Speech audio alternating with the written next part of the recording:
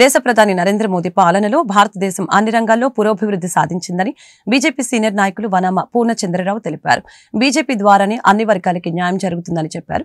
BJP senior నాయకులు వనామ పూర్ణచంద్రరావు జన్మదినాన్ని పురస్కరించుకొని శనివారం స్థానిక బీజేపీ నాయకులు ఆయన్ను కలిసి జన్మదిన శుభాకాంక్షలు తెలియజేశారు.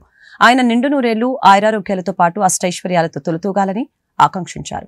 కార్యక్రమంలో బీజేపీ నాయకులు పాలిపాటి రవికుమార్, భీమినేని చంద్రశేఖర్, కుమార్ గౌడ్, కారంశెట్టి రమేష్, పద్మనాథం, బదరి, ఆవుల రాము, గంగాధర్ తదితరులు పాల్గొన్నారు. ఈ రోజున నా జన్మదిన శుభాకాంక్షలు జరపడానికి వచ్చినటువంటి బీజేపీ కార్యకర్తలకు, అభిమానులకు అందరికీ కూడా హృదయపూర్వక నమస్కారాలు. నేను 1962 సంవత్సరంలో జనసంఘ పార్టీలో చేరటం అనేది జరిగింది. ఈరోజు వరకు కూడా మరి అనేక పదవులు నాకు లభ్యమైనవి. ఇచ్చినటువంటి వాళ్ళందరూ కూడా మరోసారి హృదయపూర్వక ధన్యవాదాలు చెప్పుకుంటున్నాను.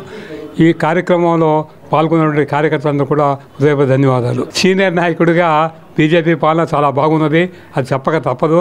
ఎందువల్లంటే వాజ్పేయి గారి పాలనలో ఉన్న కంటే కూడా ఇవాళ మోడీ గారు సాంఘిక కార్యక్రమాలు బాగా విస్తృతంగా చేస్తున్నారు.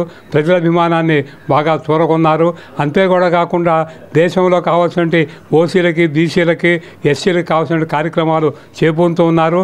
రాబోయేటువంటి రోజుల్లో కూడా మళ్ళీ మోడీ గారే ప్రధానమంత్రి కావాలని నేను హృదయపూర్వకంగా కోరుకుంటున్నాను. భారతీయ జనతా పార్టీ సీనియర్ నాయకులు, భారతీయ జనతా పార్టీలో అనేక పదవులు అధిరోహించి జిల్లా అధ్యక్షులుగాను, గతంలో అసెంబ్లీ ఎన్నికల్లో కూడా పోటీ చేసిన మా సీనియర్ నాయకులు భారతీయ జనతా పార్టీకి శ్రీ వనమా పూర్ణచంద్రరావు గారు ఇవాళ 85వ జన్మదినోత్సవం జరుపుకోవడం మా అందరికీ ఆనందదాయకం. అలాగే 1000 పున్నమిలు చూసిన అదృష్టం కూడా వారికి ఉంది. వారికి భగవంతుడు ఆయురారోగ్యాలు ఇవ్వాలని, పూర్తిగా 100 సంవత్సరాలు వారి ఆయురారోగ్యాలతో ఉండాలని మనస్ఫూర్తిగా కోరుకుంటూ వారికి జన్మదిన శుభాకాంక్షలు. భారతీయ జనతా పార్టీ సీనియర్ నాయకులు శ్రీ వనమా పూర్ణచంద్రరావు గారికి 85వ జన్మదిన శుభాకాంక్షలు. వారు అనేక రాజకీయ ఉద్యమాల్లో పాల్గొనటమే కాకుండా అనేక సామాజిక కార్యక్రమాల్లో కూడా పాల్గొంటూ చేతికి ఎముక లేకుండా దాతగా ఉన్నారు. అనేక విద్యాలయాలకి, దేవాలయాలకి వారు అనేక దాన ధర్మాలు చేస్తూ వారు ఒక ఆదర్శవంతమైన జీవితాన్ని గడుపుతున్నారు.